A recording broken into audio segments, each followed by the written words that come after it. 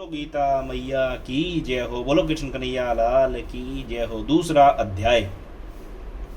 अर्जुन कहे श्री कृष्ण को, सुनो कृष्ण भगवान, देखा चाहूं आज मैं दोनों सेन महान वीर जो लड़ने आए। क्या क्या तिनके नाम, सेन संग कितने लाए। रथ मेरे को ले चलो, दो सेना दरम्यान, कृपया मानो मम कथन, सुनो कृष्ण भगवान। बोलो कृष्ण कन्हैया लाल की जय हो। संजय बोले, हे धृतराष्ट्र, जब श्री कृष्ण दया युक्त नेत्रों में आंसू भरकर व्याकुल चित्त अर्जुन से बोले, हे अर्जुन, अनार्थ के सेवन करने योग्य अपयस कारक नरक में गिरने वाला मोह इस समय तुम्हारे मन में कहां से आया। तुम कायर मत बनो, यह शोभा नहीं देता। तुम हृदय की दुर्बलता को त्याग कर युद्ध के निमित्त खड़े हो जाओ। अर्जुन ने कहा, हे मधुसूदन, मैं रण में पूज्य भीष्म और द्रोणाचार्य के ऊपर बाण प्रहार कर कैसे युद्ध कर सकता हूं। इस लोक में महात्मा गुरुजनों को न सताकर भीख मांगकर भोजन करना उत्तम है, और अर्थ की कामना के लिए तो गुरुजनों को मारकर उनके रक्त से सने भागों को कैसे भोगूंगा। उनके रक्त से सने भोगों को कैसे भोगूंगा। हम नहीं जानते कि युद्ध में हम दोनों में से कौन जीतेगा। यदि हम जीत भी लेंगे तो भी जिनको मार हम जीवित रहना नहीं चाहते, वही धृतराष्ट्र के पुत्र हमारे सामने प्रस्तुत है। दीनता से मेरी स्वाभाविक वृत्ति नष्ट हो गई है और धर्म के विषय में मेरा चित्त मोहित हो गया है। मैं आपसे पूछता हूं, निश्चय करके मेरा भला हो, वह मुझसे समझकर कहिए, क्योंकि मैं आपका शिष्य हूं और आपकी शरण में हूं। अतः मुझे ज्ञान दीजिए। मुझे पृथ्वी का निष्कंटक राज्य मिल जाए और देवताओं का भी आधिपत्य मिल जाए, तो भी कोई ऐसा उपाय नहीं दिखता कि जो मेरी इंद्रियों को दुखाने वाले शोक को दूर करे। हे गोविंद, मैं युद्ध नहीं करूंगा। यह कहकर अर्जुन चुप हो गए। संजय बोले, हे राजन, दोनों सेनाओं के बीच में खिन्न होकर बैठे अर्जुन से भगवान श्री कृष्ण ने ये वचन कहे, हे अर्जुन, जिसके लिए शोक नहीं करना चाहिए तू उसके लिए शोक करता है, और पंडितों के से वचन तो कहता है, परंतु लोग न मरों का सोच करते हैं न जीवितों का। यह बात असंभव है कि मैं पहले न था, तुम भी न थे, और ये राजा भी न थे, और इसके बाद भी न रहेंगे। जैसे देहधारियों की इस देह का लड़कपन, जवानी, बुढ़ापा ये अवस्था होती है, तैसे ही मृत्यु के बाद दूसरी देह को भी होती है। इसलिए पंडित लोग मोक्ष को प्राप्त नहीं होते। इंद्रियों का शब्दादि विषयों से संजोग, जाड़ा, गर्मी आदि सुख दुख का देने वाला है। आने जाने वाले और नाशवान जानकर इन्हें सहन कर। हे नर श्रेष्ठ, सुख दुख को समान मानने वाले जिन वीर पुरुषों को ये बाह्य पदार्थ क्लेश नहीं देते, वह मोक्ष पाने के अधिकारी हैं। असत वस्तु का तो अस्तित्व नहीं है और सम का अभाव नहीं है।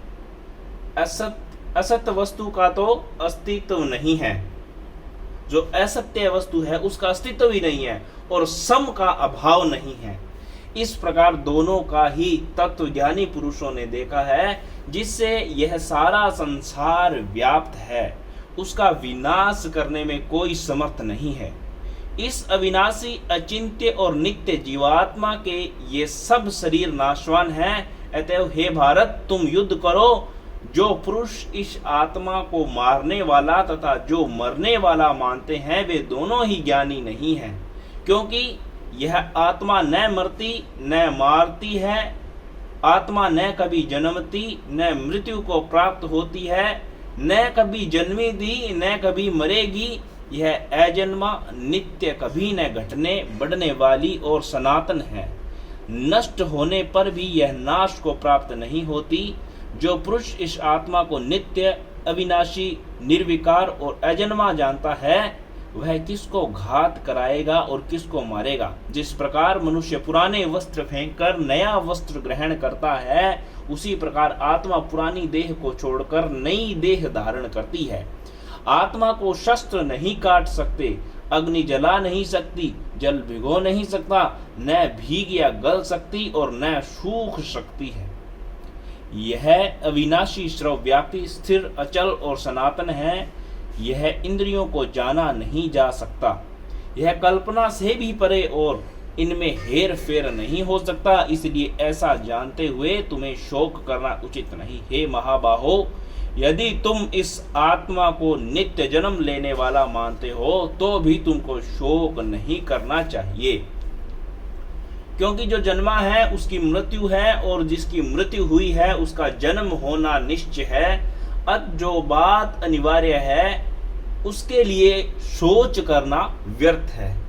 जन्म लेने से पहले क्या था किसी को मालूम नहीं, मध्य में कुछ प्रकट होता है, फिर मरने से पीछे क्या होगा कोई नहीं जानता।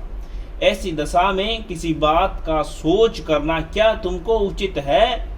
कोई मनुष्य तो इस आत्मा को आश्चर्य से देखता है, आश्चर्यवत वर्णन करता है, कोई आश्चर्यवत मानकर सुनता है, परंतु कोई देख, कह तथा सुनकर भी भली प्रकार नहीं जानता है। सबके शरीर में यह आत्मा नित्य अविनाशी है। अत सब प्राणियों के लिए तुमको सोच करना उचित नहीं। अपने धर्म को भी सोचकर घबराना उचित नहीं है, क्योंकि क्षत्रियों को धर्म पूर्वक युद्ध से बड़ा और कुछ भला करने वाला नहीं है। हे पार्थ, बिना इच्छा किए स्वर्ग का द्वार रूप युद्ध तुमको स्वतः प्राप्त हुआ है। ऐसा सुअवसर भाग्यवान क्षत्रिय को ही मिलता है। यदि तुम अपने धर्म के अनुसार इस संग्राम को न करोगे तो अपना धर्म और बड़ाई खो बैठोगे और पाप को प्राप्त होगे। सब लोग सदा तुम्हारी अपकीर्ति करेंगे और प्रतिष्ठा वाले पुरुषों के लिए अपयश होना मृत्यु से भी बढ़कर है। हे महारथी, ये महारथी समझेंगे कि अर्जुन डरकर संग्राम से हट गया, और तब जो लोग तुम्हारे पराक्रम की निंदा करते हुए अनेक तरह के दुर्वचन कहेंगे, इससे बढ़कर दुख तुमको क्या होगा? यदि युद्ध में नष्ट हो गए तो स्वर्ग के भोगी होगे, जीतने पर पृथ्वी का राज्य करोगे। इसलिए युद्ध के निमित्त दृढ़ प्रतिज्ञ होकर खड़े हो जाओ।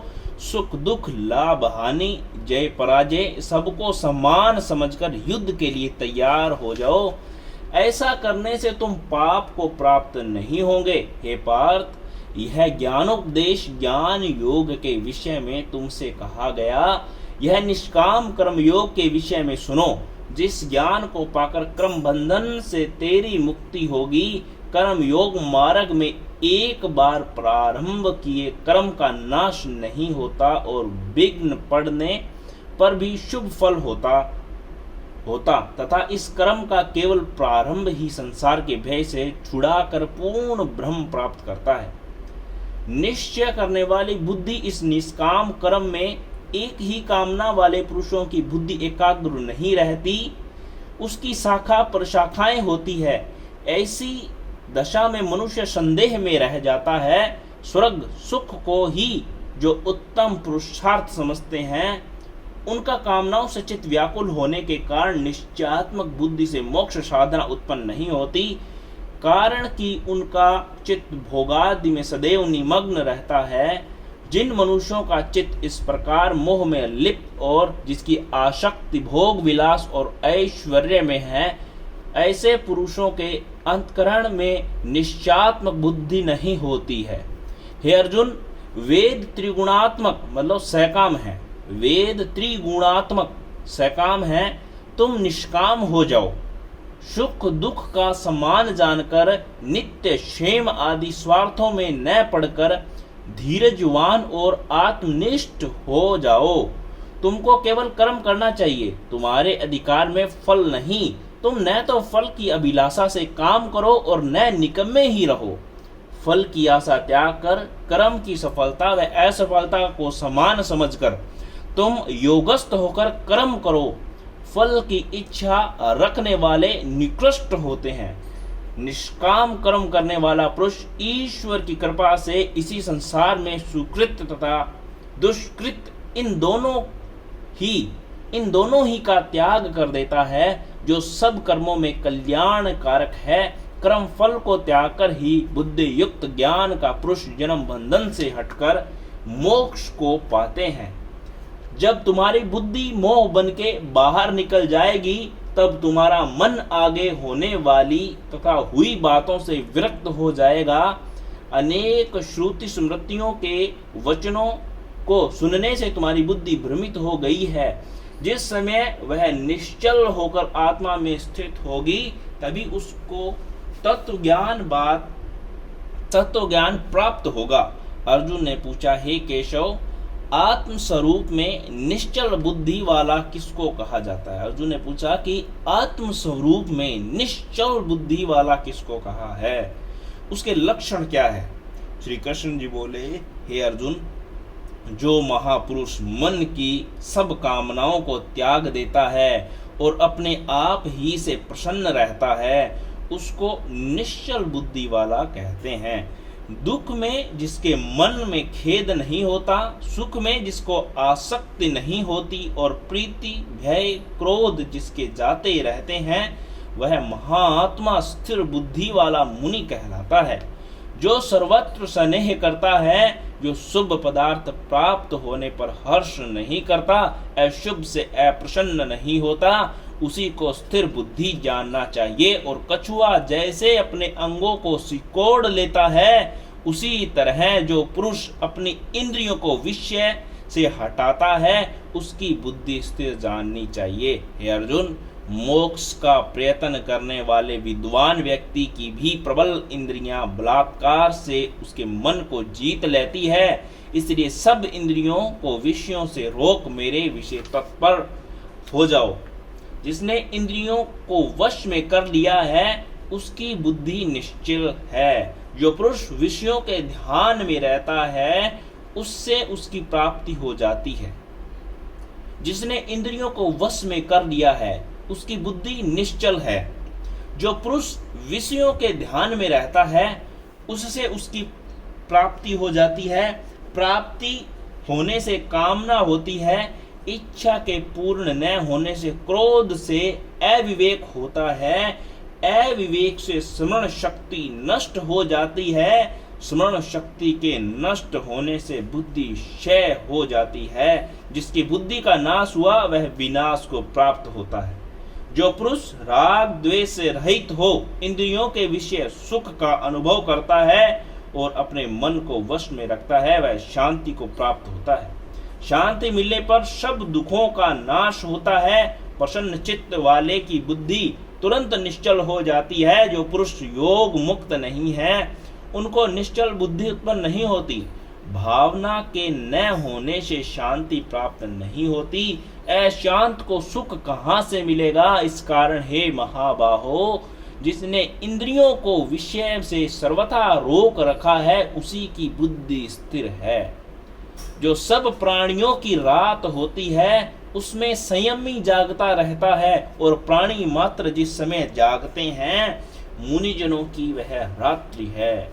जल से भरे पूर्ण समुद्र में जल भरने पर भी वह अपनी मर्यादा पर ही रहता है। उसी तरह जिस पुरुष में इच्छा रहने पर भी सब विषय भोग प्रवेश नहीं करते, उसी को शांति मिलती है।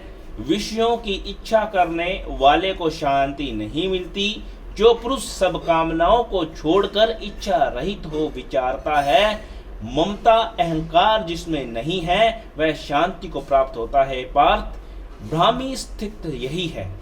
ब्राह्मी स्थिति यही है। ऐसी स्थिति मिल जाने पर प्राणी फिर मोह में नहीं फंसता और अंत समय में निर्वाण ब्रह्म को प्राप्त होता है। बोलो कृष्ण कन्हैया लाल की जय हो। बोलो गीता मैया की जय हो। भूल चूक गलती माफ